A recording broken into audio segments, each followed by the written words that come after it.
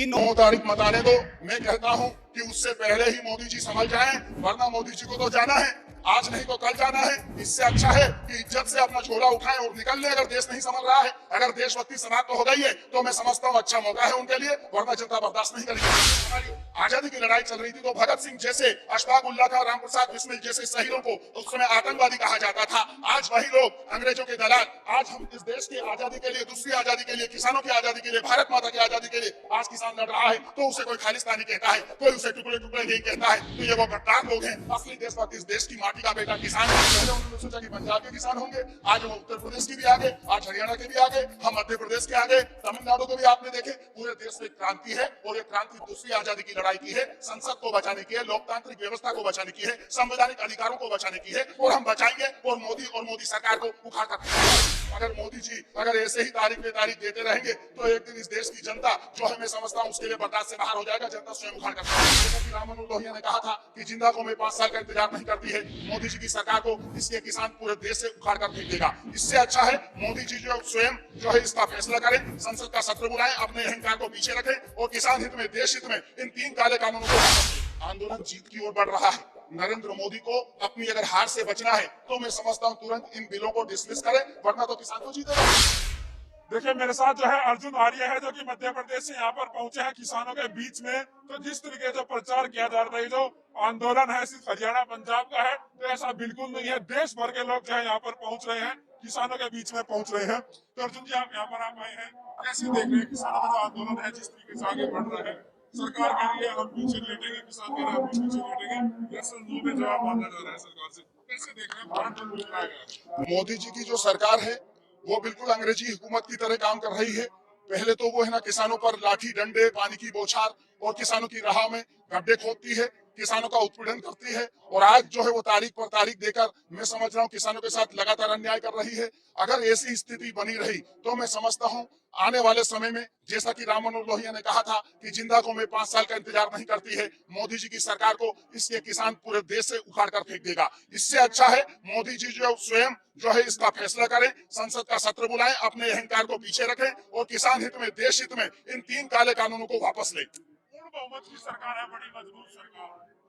जनता से मजबूत कुछ नहीं होता है, देश से मजबूत कुछ नहीं होता है। और जब अहंकारी राजा, जब मैं समझता हूं देश के लिए संकट बन जाए, तो उस राजा को हटाना भी जनता का कर्तव्य है। और ऐसा पहले भी हमारे इतिहास में हुआ है। हमारे भगवान कृष्ण ने भी ऐसा ही कहा है, हमारे गुरु गोविंद सिंह जी ने भी हमको यही कहा है, हमारे भगत सिंह ने भी यही कहा है, हम वही करेंगे। आपको क्या लग रहा है, जो किसानों का जो आंदोलन है, जिस तरह से आगे बढ़ रहा है, भारत बंद ही खोल दी गई है, एक बार फिर से 9 तारीख को फिर से मीटिंग होनी है, तो कब तक आंदोलन चलेगा? मेरा तो मोदी जी से ये कहना है कि 9 तारीख मत आने दो। मैं कहता हूं कि उससे पहले ही मोदी जी समझ जाएं, वरना मोदी जी को तो जाना है, आज नहीं तो कल जाना है। इससे अच्छा है कि इज्जत से अपना झोला उठाएं और निकल लें। अगर देश नहीं संभल रहा है, अगर देशभक्ति समाप्त हो गई है, तो मैं समझता हूं अच्छा मौका है उनके लिए, वरना जनता बर्दाश्त नहीं करेगी। जो विपक्ष है, जो बाकी लोग हैं, किसानों को बहका रहे हैं, डरा रहे हैं, डराने की राजनीति कर रहे हैं कि आगे आने वाले समय में इस कानून से ये हो जाएगा, वो हो जाएगा। ऐसा कुछ होने वाला नहीं है, डराने की राजनीति हो रही है।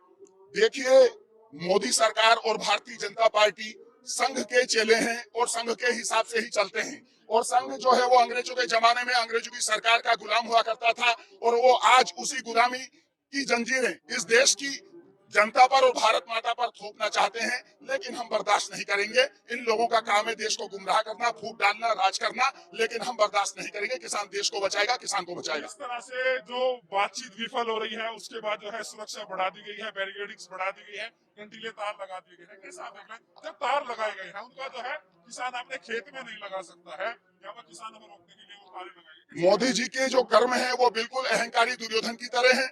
वो आज जनता का उत्पीड़न, किसानों का उत्पीड़न करना चाहते हैं। जनता को अपने साम दाम दंड भेद और अपनी ताकत से, मैं समझता हूं जनता को डराने का कुछ प्रयास वो कर रहे हैं। और ऐसा अगर वो कर रहे हैं तो मैं समझता हूं उनका बेहद नासमझीपना है, ये मूर्खतापूर्ण है। मैं समझता हूं देश सर्वोपरि है, किसान सर्वोपरि है। मोदी जी को अंबानी और अडानी की जेब से अब निकलना होगा और किसानों के दिलों में अगर बैठना है, तो मैं समझता हूं इन 3 काले कानूनों को तुरंत अहंकार को पीछे रखकर वापस डिसमिस करें, वरना किसान बर्दाश्त नहीं करेगा। ये मोदी जी के अहंकार के ऊपर है। मोदी जी अहंकार दिखाएंगे तो भैया ऐसा है, जैसा कि कहा था कि 100 गाली होते ही शिशु पाल कट जाते हैं, तुम भी गाली गिनते रहना, मैं भी तुमको चोर सिखाने आया हूँ। अगर मोदी जी अगर ऐसे ही तारीख पे तारीख देते रहेंगे तो एक दिन इस देश की जनता जो है, मैं समझता हूँ उसके लिए बर्दाश्त से बाहर हो जाएगा, जनता स्वयं उखाड़ कर फेंक देगी। आरोप लगाए गए पूरे आंदोलन पे, इस तरह के आरोप लगाए गए कि ये जो है खालिस्तानी समर्थक है, पाकिस्तानी समर्थक है, इसमें जो है चाइना पाकिस्तान से जो है पैसा आ रहा है, इस तरह के आरोप लगाए गए। हरियाणा के जो कृषि मंत्री है उन्होंने इस तरह के आरोप लगाए, जो खेती बाड़ी का काम देखते हैं। तो कैसे देख रहे हैं आंदोलन को बदनाम करने की जो कोशिश की गई है? और जो मनोज तिवारी है उन्होंने तो यहाँ तक कहा ये जो टुकड़े टुकड़े गैंग है वो शाहीन बाग बनाने की कोशिश कर रहे हैं, सड़कों पर कब्जा कर लिया। मनोज तिवारी जैसे नचनिए लोग जिनकी कोई मैं समझता हूँ औकात नहीं है, जो देशभक्ति के नाम पर अपना धंधा चलाते हैं, ये आरएसएस के लोग हैं। और ये लोग जो है वो अंग्रेजों के एजेंट हुए थे। जब हमारे अंग्रेजों के समय जब हमारी आजादी की लड़ाई चल रही थी तो भगत सिंह जैसे, अशफाक उल्लाह खां, राम प्रसाद बिस्मिल जैसे शहीदों को उस समय आतंकवादी कहा जाता था। आज वही लोग अंग्रेजों के दलाल, आज हम इस देश की आजादी के लिए, दूसरी आजादी के लिए, किसानों की आजादी के लिए, भारत माता की आजादी के लिए आज किसान लड़ रहा है तो उसे कोई खालिस्तानी कहता है, कोई उसे टुकड़े टुकड़े गैंग कहता है। तो ये वो गद्दार लोग हैं। असली देशभक्त इस देश की माटी का बेटा किसान है और हम हैं। मैं समझता हूँ यह पूरे देश को पता चल चुका है। किसानों की देशभक्ति पर पहली बार सवाल कर रहा हूं।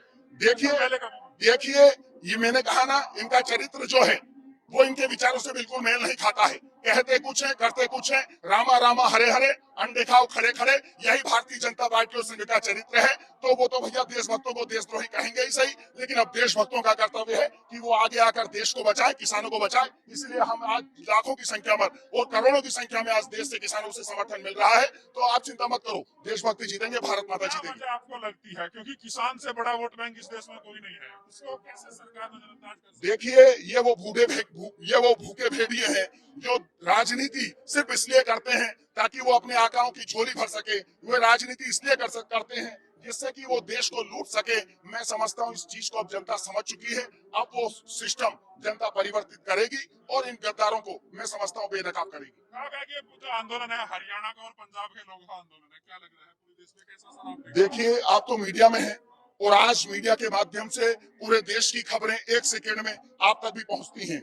मैं समझता हूं आज पूरे देश का करोड़ों करोड़ों किसान आज इस किसान आंदोलन के साथ में है, मोदी सरकार के खिलाफ में है। मैं समझता हूं अगर मोदी जी इसी तरह की अगर भूल करते रहे, पहले उन्होंने सोचा कि पंजाब के किसान होंगे, आज वो उत्तर प्रदेश की भी आगे, आज हरियाणा के भी आगे, हम मध्य प्रदेश के आगे, तमिलनाडु के भी आपने देखे। पूरे देश में क्रांति है और ये क्रांति दूसरी आजादी की लड़ाई की है, संसद को बचाने की है, लोकतांत्रिक व्यवस्था को बचाने की है, संवैधानिक अधिकारों को बचाने की है और हम बचाएंगे और मोदी सरकार को उखाड़ कर फेंक देंगे। सवाल ये है क्योंकि अगर इस कानून को लेकर संसद में बातचीत होती, चर्चा वहां पर हो जाती, वोटिंग हो जाती तो कम से कम बिल्कुल मोदी जी का तो रवैया हमेशा से ऐसा रहा है, वो दमन का रवैया अपनाते हैं। उन्होंने क्या करा, लोकतंत्र की हत्या करी, राज्यसभा में धक्के से इस बिल को पास कराया। कोरोना काल में जब पूरी दुनिया संकट में थी, ये बिल मैं समझता हूँ किसानों से बगैर चर्चा किए हुए, संसद में बगैर चर्चा किए हुए ये उन्होंने जबरदस्ती पास करा। ये उन्होंने अपने अन्नदाता मैं समझता हूँ अंबानी और अडानी की भक्ति जो है वो मैं समझता हूँ उसके लिए उन्होंने ये सब नौटंकी करी है और वो देश अब समझ रहा है। लग रहा है कि आपको ये जो आंदोलन है लंबा चलने वाला है क्योंकि सरकार भी हटधर्मी अपनाए हुए है। 56 वाली सरकार है, बड़ी मजबूत सरकार है। 56 कुछ नहीं है। इस देश की जो 130 करोड़ जो जनता है वो मोदी जी को जान चुकी है। मोदी जी का 56 को 55 करना इस देश की जनता को आता है। और ये आंदोलन जहां तक लंबे की बात है तो भैया ये तो भारत माता की आजादी की लड़ाई है, ये किसानों की आजादी की लड़ाई है। और तमाम चंद पूंजीपति जो ईस्ट इंडिया कंपनी के तरह एक बार फिर इस देश को गुलाम बनाना चाहते हैं, उन गद्दारों के खिलाफ ये लड़ाई है। चाहे ये कितनी ही लंबी हमें लड़नी पड़े, चाहे कितनी ही कुर्बानी हमें देनी पड़े, हम देंगे और जीतेंगे। 2022 तक इनकम डबल करनी है, इन कानूनों से जो है उसमें फायदा मिलेगा और कुछ बाकी लोग जो है किसानों को गुमराह कर रहे हैं, भड़का रहे हैं, इसलिए नरेंद्र मोदी जी की सरकार 2014 में इस देश के अंदर बनी थी।